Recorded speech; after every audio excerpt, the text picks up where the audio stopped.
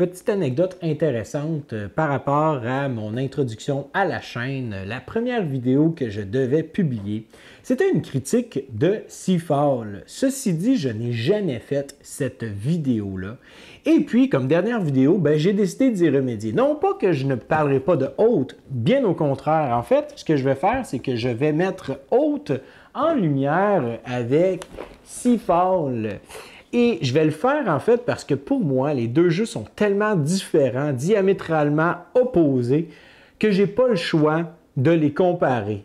L'école du jeu, en partenariat avec la boutique L'Imaginaire, au-delà de vos attentes.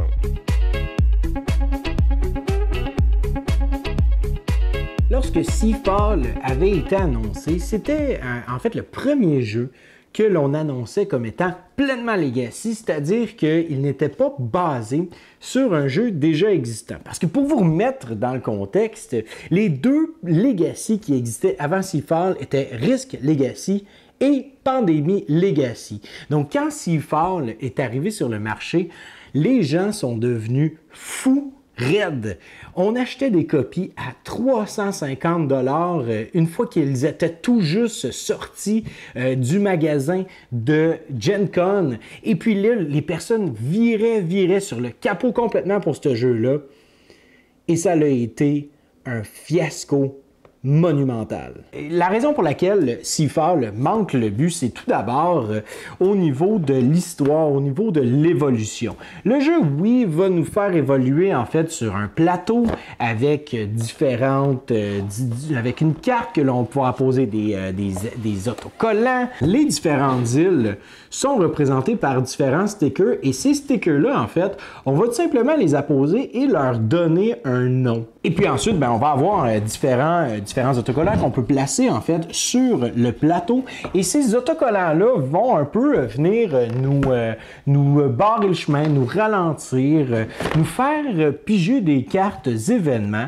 Et à quelques reprises, on n'aura pas le choix d'aller regarder dans un petit livre où est-ce qu'on a en fait des chiffres à aller visiter, un peu comme un livre de secrets qu'on aurait, ou encore dans des Swarf Mine avec le livre des aventures. Et puis, comme dans tout bon livre des aventures, nous lirons la petite séquence, ce qui va nous amener à faire un choix. Mais au final, c'est que ça a tellement peu d'importance et tellement peu d'incidence sur tout le jeu que la première partie, tu te dis « Ouh, ça a l'air super intéressant », puis là, tu embarques dans l'histoire, et là, à un moment donné, après quelques parties, tu te dis « OK, j'espère qu'il va se passer quelque chose, j'espère qu'on va avoir un avancement, mais cet avancement-là ne vient jamais parce qu'il faut faire environ 7 ou 8 parties pour enfin être capable d'ouvrir une des fameuses boîtes. » Et là, soudainement, dans une de ces fameuses boîtes-là, on va trouver un élément extraordinaire.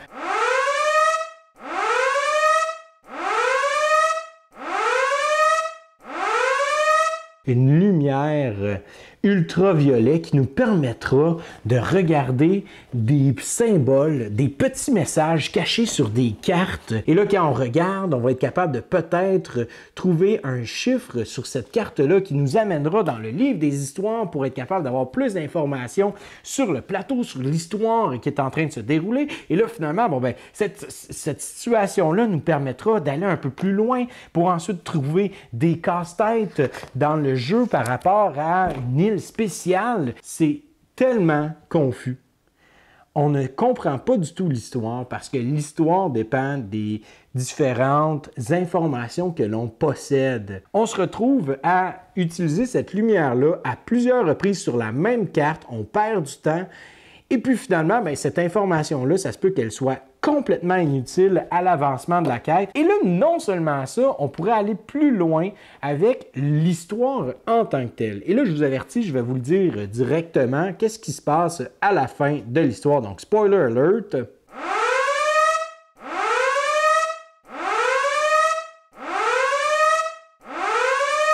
À la fin, on arrive sur la dernière île du jeu. Et là, ça nous a pris environ, une trentaine de parties peut-être. Ici, ils indiquent 20 parties, mais bon, ça, c'est ici, on a été chanceux. On arrive sur cette île-là. Et, finalement, un grand tremblement de terre arrive. L'île tombe sur elle-même dans un trou noir sans fond et soudainement, des espèces de tentacules sortent de ce trou noir et on se retrouve devant un monstre marin effervescent qui provient probablement des enfers et notre but, c'est d'aller tuer ce monstre-là. Donc là, on se met à se taper dessus sans arrêt pour être capable d'aller essayer de tuer ce monstre-là. Mais le problème, c'est que tout le long du jeu, on ne fait que se taper dessus pour des petits cubes de couleur gris, jaune, noir, bref, peu importe. On est en train de se chamailler pour des territoires qui servent à rien parce qu'au final, on va chercher dans le livre des mystères pour être capable de trouver peut-être une information qui au final est vraiment inutile. Et en plus de ça, ben, des fois, on se retrouve à ouvrir des petites boîtes. Mais ces petites boîtes-là, il n'y a pas grand-chose dedans, sincèrement. Il n'y a vraiment rien d'intéressant. C'est juste des nouveaux autocollants qu'on peut apposer pour peut-être obtenir une ressource supplémentaire ou encore essayer d'avoir des points de navigation supplémentaires, des conseillers supplémentaires. Bref, c'était le chaos total parce que jamais dans l'histoire, jamais dans Seafall, on a réussi à comprendre qu'est-ce qui se passait réellement. Toutes les informations que l'on récupère depuis le début de la partie ne nous amènent jamais au point culminant, au point final que je viens de vous mentionner là. C'est bien beau, c'est bien intelligent avoir apposé des autocollants, nous avoir amené à découvrir différentes choses sur les îles. C'est bien beau nous avoir donné une belle petite lumière ultraviolet. Mais il n'y a rien de plus frustrant qu'un jeu qui t'emmène narrativement dans une piste qui ne va complètement qu'à l'encontre de tout ce que tu viens de faire. Et là vient un point culminant dans Seafall où est-ce que la fin du jeu te dicte, ben t'as perdu, tu peux recommencer et essayer d'aller battre cette créature mythique marine. Et si tu gagnes, ben c'est bravo, maintenant tu peux rejouer au jeu en faisant la dernière mission qu'on te propose. Non! Comment est-ce qu'on a réussi à détruire un principe de Legacy qui aurait pu potentiellement être très intéressant, mais qui au final a été dilué par différents éléments, par différentes tentatives de vouloir essayer d'arriver à quelque part. C'est tellement mal écrit, c'est tellement pas clair, c'est tellement confus de savoir quelle information est importante par rapport à l'évolution de l'histoire versus quelle information qui est complètement secondaire. Qu'on en perd complètement la carte, puis qu'on se perd dans toutes ces histoires-là, puis qu'on se dit où est-ce que cette histoire-là s'en va, puis qu'on termine ça avec un monstre tout loup. Ouh, je suis un monstre plein de tentacules. Si Seafall avait seulement été un échec notoire, pas de problème. Mais ce que j'ai vraiment de la difficulté, c'est que, comme j'ai mentionné, c'était le premier jeu pleinement Legacy et que malheureusement, beaucoup d'autres jeux sont tombés dans le panneau de ne pas nous donner assez d'influence sur la trame narrative. Et là, je pourrais parler de Seafall, mais je pourrais parler de Pandémie Legacy Saison 1, Pandémie Legacy Saison 2, Aeon's End Legacy, Betrayal Legacy, King's Dilemma, qui sont tous des jeux que j'ai essayés et plusieurs d'entre eux, ben, j'ai apprécié mon expérience. Le problème n'est pas de l'appréciation, c'est davantage que je ne pense pas que la promesse du véritable Legacy a été maintenue par un de ces jeux-là. La trame narrative reste la même et la seule chose sur laquelle on a de l'impact, ben c'est notre matériel personnel ou encore à la limite un petit peu le plateau principal. Et encore là, ça n'a aucun impact sur l'histoire, sur qu'est-ce qu'on va vivre, sur les différents bouleversements, revirements de situation. On reste toujours dans ce carcan-là, dans cette ligne narrative-là qui nous est dictée partie après partie. Et peu importe ce qu'on va faire, ben on va passer à travers ce processus-là.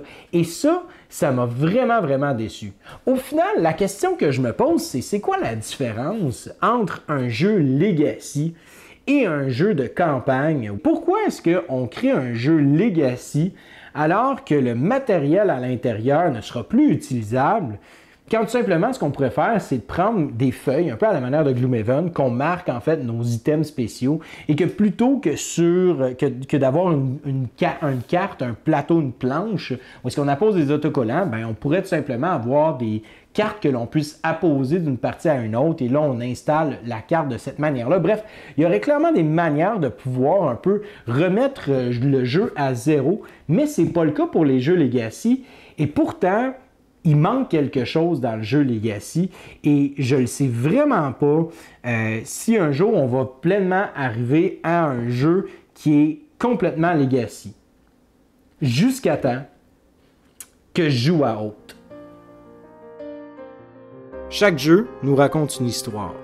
Que ce soit une trame fictive, fantaisiste ou sci-fi, ou encore un jeu basé sur des faits historiques, chaque partie que nous jouons peut devenir l'objet d'un conte. La raison pour laquelle on aime jouer, c'est par plaisir. Or, le plaisir nous emmène un bien-être et un sentiment de satisfaction. On désire revenir à un jeu à cause du souvenir positif que l'on garde de cette expérience. Mais il y a aussi de ces jeux qui se focalisent sur l'expérience vécue au sein d'un groupe plutôt que sur la performance individuelle.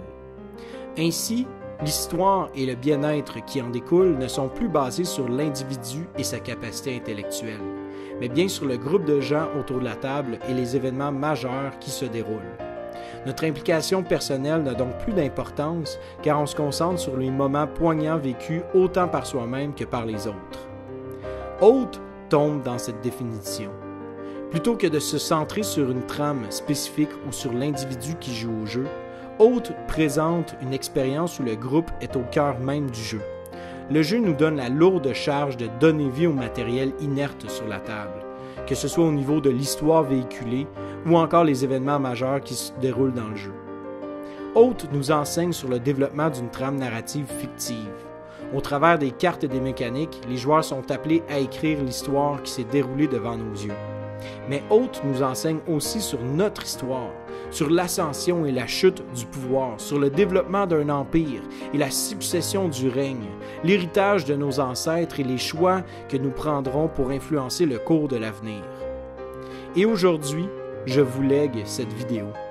Elle est le sceau de mon travail, une culmination de mon temps à l'école du jeu. Ceci est ma dernière vidéo et laissez-moi vous expliquer pourquoi j'ai choisi Haute.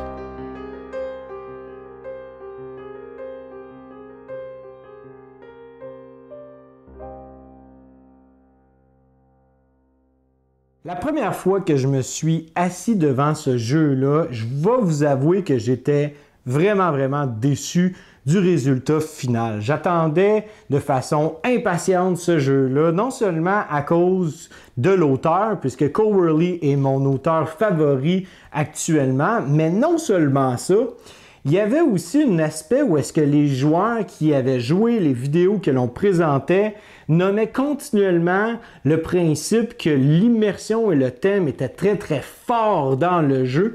Et après avoir écouté une vidéo des règles, on s'est installé, on a joué et on n'a aucunement vu le thème. En fait, on trouvait même que c'était très abstrait, qu'il manquait beaucoup de clarté. Il y avait énormément de confusion, puis beaucoup de points, de règles, des détails qui nous échappaient et on a eu beaucoup de difficultés en fait à saisir c'est quoi l'intention de l'auteur. Et là vient un point hyper important dans le jeu de société, principalement des jeux qui veulent faire une représentation abstraite, parfois de situations historiques ou, dans le cas de Haute, sur l'historiographie. La plupart des jeux à caractère historique nous offrent la possibilité de comprendre en fait les différents éléments incorporés dans le jeu à travers un manuel qui est en à côté des règles. Et dans ce manuel-là, bien l'auteur va nous expliquer en fait soit des personnages ou des événements ou des situations qui se sont passées et va les décrire dans son ensemble. Et même parfois, on a une espèce de thèse ou un essai qui nous est proposé par l'auteur pour nous expliquer qu'est-ce que l'auteur a voulu véhiculer ou a voulu faire ressortir de son jeu. Et moi, je trouve ça très intéressant d'avoir ce genre d'informations-là parce que ça nous donne l'intention de l'auteur et ça nous explique en fait pourquoi est-ce que certaines situations vont émerger dans le jeu. Alors que d'être frustré pour rien, puis plutôt que de vivre ces situations-là, mais là, on va avoir une explication concrète de pourquoi est-ce que c'est présent dans le jeu et comment, en fait, être capable de dealer avec celle-ci. Et c'est dommage parce que Haute n'a pas ce manuel-là. On n'a pas ces intentions-là et une chance que Internet et Board Game Geek existent parce que grâce à ça, moi, j'ai été lire davantage sur le jeu. Je me suis dit que c'était impossible de la part de M. Worley de simplement nous présenter un jeu complètement abstrait, dénué de thèmes, qui manquait vraiment de cohérence entre ce que j'entendais de la part des gens qui avaient joué, des différents YouTubers, influenceurs, et qu'est-ce que j'avais vécu cette soirée-là. Et ce fut très enrichissant de lire ceci parce que j'ai compris en fait l'intention, le désir de l'auteur de rendre certaines choses très abstraites. J'ai mentionné tout à l'heure le terme historiographie quand j'ai expliqué le thème de Haute, et Haute, en effet, n'est pas un jeu qui va nous proposer un événement ou une situation ou même une guerre qui s'est passée dans l'histoire de l'humanité, mais bien comment est-ce que l'histoire s'écrit et comment est-ce que le pouvoir, en fait, se transfère d'une nation à une autre. Dans le jeu, on va vivre des conflits perpétuels avec les autres, que ce soit en fait un transfert de pouvoir ou encore aller arracher le pouvoir à l'autre, léguer, donner un héritage aux autres joueurs ou même laisser son influence, léguer quelque chose sur le plateau. Haute le fait de façon extraordinaire, mais il ne va pas le faire avec des éléments concrets, précis. On va le faire à travers des éléments hyper abstraits qui représentent non pas justement quelque chose de spécifique dans l'histoire, mais une idéologie en soi. Que ce soit les conditions de victoire changeantes d'une partie à une autre, les bannières que l'on va récupérer pendant la partie, les cartes que l'on va ajouter au plateau ou même à notre plateau personnel, les sites que l'on va découvrir et qui vont changer d'une partie à une autre, les vestiges qui vont être incorporés dans le jeu pour nous faire vivre des nouvelles aventures une partie après une autre. C'est vraiment ce que Haute veut nous faire vivre et nous décrire. C'est comment est-ce qu'un empire peut léguer aux prochaines générations, que cet empire-là ait résisté au fil du temps ou encore que le pouvoir lui a été arraché par un complot quelconque. On est toujours capable de voir l'impact que l'on a d'une partie à une autre dans Haute. Et non seulement ça, le jeu nous encourage à écrire une chronique après chaque partie pour vraiment saisir ce qui s'est passé dans le jeu et que ça devienne concret pour notre situation actuelle. Mais l'affaire, c'est que souvent, on va se méprendre que Haute est un jeu fantaisiste médiéval fantastique, alors que moi, j'aime énormément percevoir Haute dans une autre perspective, c'est-à-dire qu'on est capable de vivre des tensions et des dynamiques qui ressemblent étrangement beaucoup trop à certains moments de notre histoire qui sont un petit peu honteux et qu'on aurait pu facilement éviter. À un moment donné dans une partie, j'ai décidé volontairement de mettre de côté ma victoire personnelle pour me rallier à un autre joueur et je désirais ardemment que ce joueur-là puisse gagner la partie pour avoir des bénéfices pour une prochaine partie selon sa bonne volonté. Et non seulement ça, je voulais que le chancelier s'en aide, débarque, qu'on renverse son pouvoir et la meilleure manière de le faire, c'était vraiment que je me rattache à un autre joueur et de délaisser ma victoire personnelle. Et à un moment donné, pendant la partie, on récupère en fait le Banner of the Darkest Secret. Cette tuile-là, en fait, ça représente l'idéologie d'une force qui va nous donner un pouvoir, une puissance et qui va nous donner aussi le dessus, en fait, sur un autre peuple, une autre nation. Ça peut être une révolution scientifique, ça peut être un éveil spirituel, un charisme pour un espèce de mouvement religieux ou encore une force militaire hors du commun. Moi et l'autre joueur, on était blindé pour ne pas se faire voler cette bannière-là. Et là, à un moment donné, le chancelier n'a pas d'autre choix que de se rallier à un autre joueur. Et ce joueur-là lui avait joué un petit peu dans le dos. Donc, de façon circonstancielle, on s'est retrouvé à faire un 2 contre 2. Et juste à la fin de la partie, le joueur, le chancelier, nous arrache des mains la bannière, la récupère et met fin à la partie immédiatement et va permettre à l'autre joueur de devenir le chancelier pour la prochaine partie.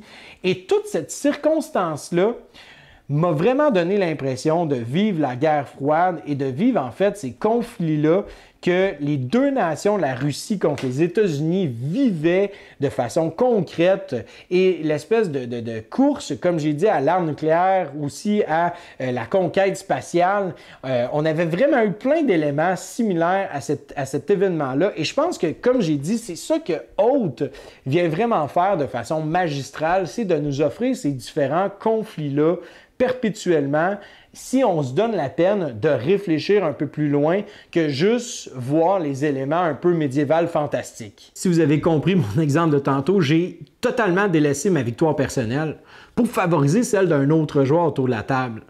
C'est la première fois que je vis ce genre de sentiment-là par rapport à un jeu où est-ce que si ce joueur-là gagne, c'est correct, mais je veux absolument que tel autre joueur perde. C'est vraiment fascinant parce que la victoire n'est plus quelque chose d'important. Ce qu'on veut, c'est qu'on veut vivre de quoi autour de la table. L'expérience qui est vécue est beaucoup plus importante que le gain personnel que j'ai de gagner.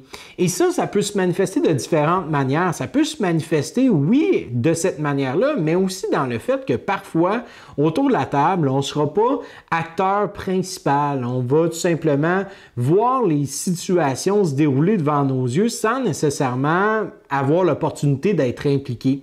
Et c'est correct parce que Hoth nous encourage à délaisser notre nombril, notre égocentrisme pour voir qu'est-ce qui s'est passé comme événement majeur autour de la table et comment est-ce que ça a pris forme, comment est-ce que tout ça a pris vie et surtout, si on est figurant, ben c'est de s'assurer qu'on se rattache à la personne qui pourrait probablement gagner. Étant donné que cette personne-là va pouvoir nous offrir un certain avantage ou un certain bonus en prochaine partie, simplement parce que, on a un bon lien ensemble, donc la personne va éviter de me taper sa tête en début de partie ou même me permettre de devenir citoyen. Il y a plusieurs négociations qui peuvent s'instaurer. Et ça, là, c'est vraiment une des plus grandes forces de Hoth en tant que tel. Je vous parlais au début de la vidéo des jeux Legacy à quel point que ce qui se passe d'une partie à l'autre n'a pratiquement aucun impact, si ce n'est qu'un impact secondaire sur qu'est-ce que je vais recevoir ou ma situation personnelle. Alors que dans Hoth, c'est carrément le contraire. Ce qui importe, c'est pas mon plateau, c'est le plateau général, c'est l'ambiance qui va se passer autour de la table. On n'est plus centré sur notre matériel personnel, mais on est centré autour des gens qui sont autour de ce jeu-là. Et c'est vraiment une belle force que Hoth a, jusqu'à un point tel que je serais prêt à dire que Hoth est le véritable premier jeu Legacy, ou du moins celui qui se rend le plus près de la promesse de ce qui est un véritable legacy. Plusieurs vont argumenter que Hoth n'a pas une histoire concrète où il n'y a pas de fin précise, il n'y a pas de situations qui vont évoluer nécessairement, outre le fait que le plateau a une mémoire, que le deck de cartes va changer, que le pouvoir du chancelier risque de changer, mais sinon, c'est vraiment ce qui est le plus proche d'un legacy selon moi. Un jeu qui se rappelle, qui se souvient de ce que les joueurs ont fait pendant leur partie précédente. Et vient tout l'intérêt justement de se positionner de façon favorable pour la prochaine partie. Parce que si on commence avec un avantage pour la prochaine partie, ben il se peut fort bien que l'on puisse devenir chancelier à notre tour, puis ainsi tenter de garder notre régime le plus longtemps possible d'une partie à une autre. Maintenant, avec tout ce que j'ai mentionné dans cette vidéo, vous comprendrez que Hoth, c'est vraiment pas fait pour tout le monde. Tout d'abord, au niveau des règles. Petit bémol là-dessus, je trouve ça dommage que la compagnie Leder Games a essayé de faire une espèce de playbook pour nous montrer comment faire nos premiers tours. Je trouve ça vraiment futile, je trouve pas ça fluide du tout. Même dans leur playbook, je trouve pas ça du tout instinctif. Et puis, ben, ils ont fait un petit livre avec toutes les règles vraiment écrites en petits caractères. Ça aurait été bien qu'ils fassent un seul gros livre avec plusieurs exemples et qu'ensuite, bon, on se permette d'expliquer le jeu. Et là vient en fait un petit point où est-ce que moi je veux mentionner que les règles du jeu sont souvent expliquées avec la liaison thématique. Puis moi, jamais que je vais faire une liaison thématique d'un jeu qui est hyper abstrait comme ça. Il faut mettre de côté le thème et expliquer de façon mécanique, jouer le jeu mécaniquement pour bien le saisir et par la suite, ben, le thème ne devient plus abstrait, au contraire, il va prendre vie lorsqu'on va comprendre les mécaniques. Les mécaniques sont vraiment reliées avec tous les éléments narratifs. Donc pour moi, c'est vraiment, vraiment inconcevable de faire un playbook et de dire « OK, bon, ben, tout le monde, on va jouer chacun notre tour ». Non, il faut expliquer le jeu de façon mécanique. Oath, pour moi, est quasiment une introduction au jeu de guerre, au wargame, de type politique, négociation. Et à ce niveau-là, en fait, l'avantage vraiment, vraiment génial de Oath, c'est premièrement le fait que c'est relativement un jeu simple et accessible pour ce type-là, mais deuxièmement aussi la rapidité de chaque partie. Parce que dans des jeux de négociation de type wargame, on peut se retrouver des fois avec des jeux qui peuvent durer 4, 5, 6 heures. Et moi, ma partie la plus longue de Oath a environ duré 3 heures.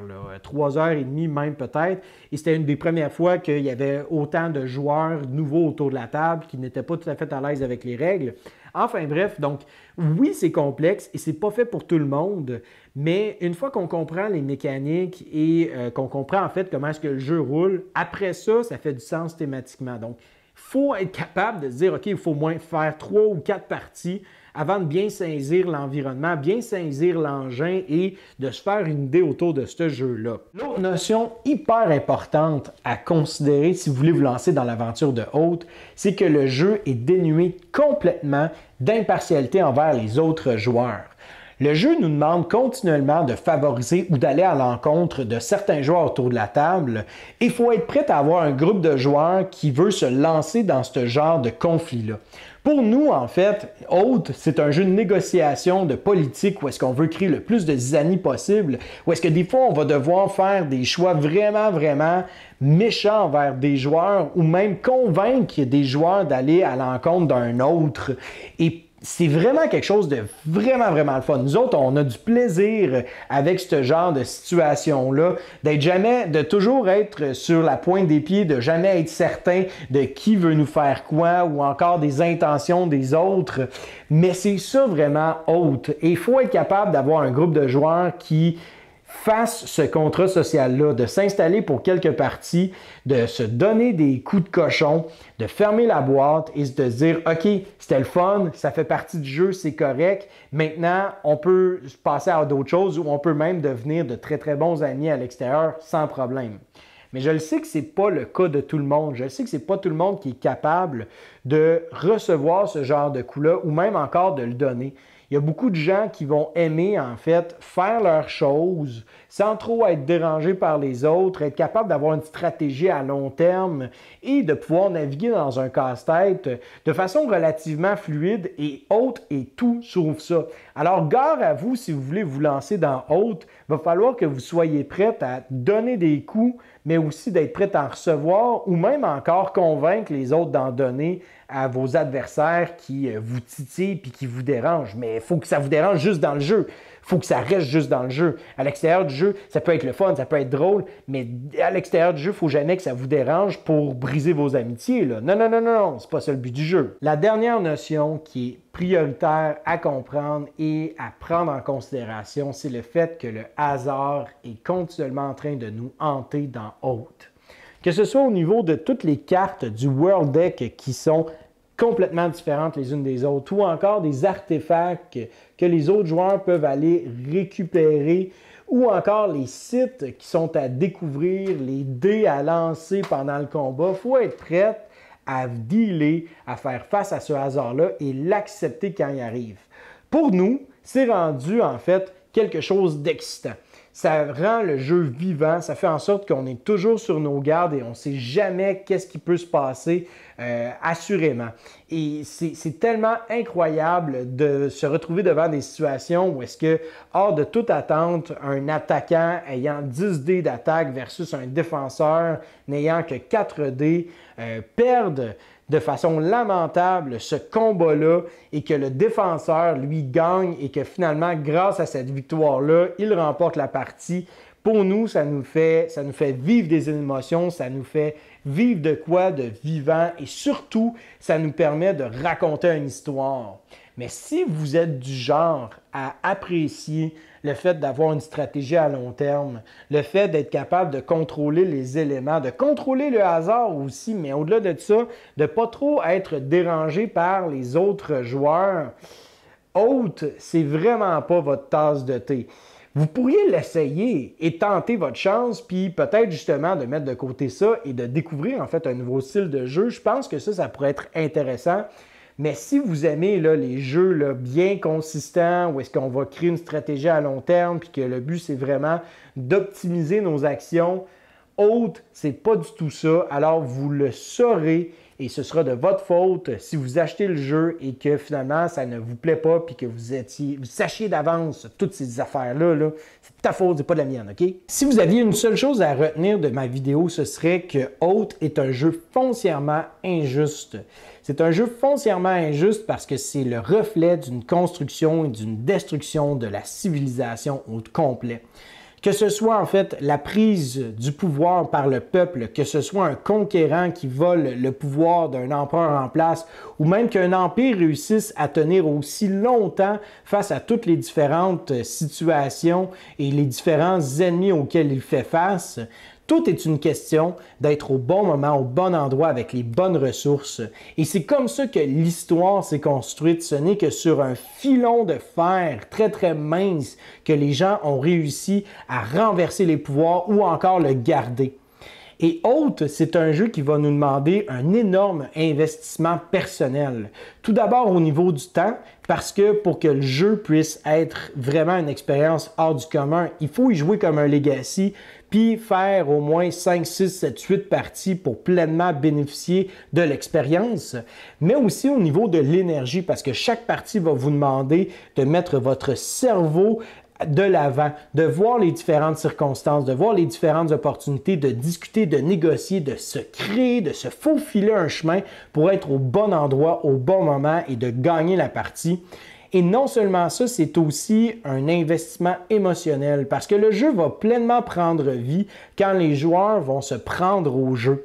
Hôte est vraiment un jeu où est-ce qu'on va avoir un entre-deux entre le jeu de rôle et le jeu de société. C'est vraiment un hybride entre les deux. Et c'est là que Hôte vient pleinement prendre vie. C'est quand les joueurs décident de donner vie à des éléments inertes autour de la table, des éléments qui paraissent abstraits au départ, mais qui soudainement prennent vie grâce aux émotions puis à l'investissement des joueurs autour de la table. Hôte, c'est pas un jeu qu'on joue pour notre performance individuelle, mais pour la performance qui est donnée par tous les joueurs. On lève notre chapeau, on salue les coups des autres joueurs.